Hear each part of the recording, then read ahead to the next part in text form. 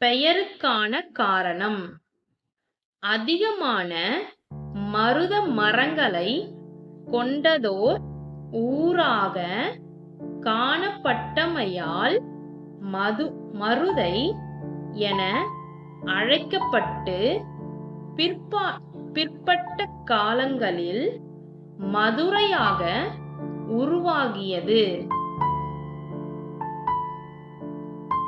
இவ்வாறாகவே எங்களது ஊரானது இன்று மதுரை என்று அழைக்கப்பட்டு வருகின்றது.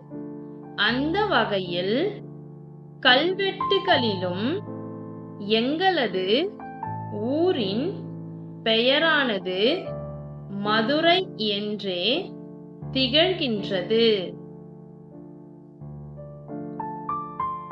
கல்வி எங்களது ஊரானது கல்வியில் சிறந்ததொரு ஊராகவே காணப்படுகின்றது.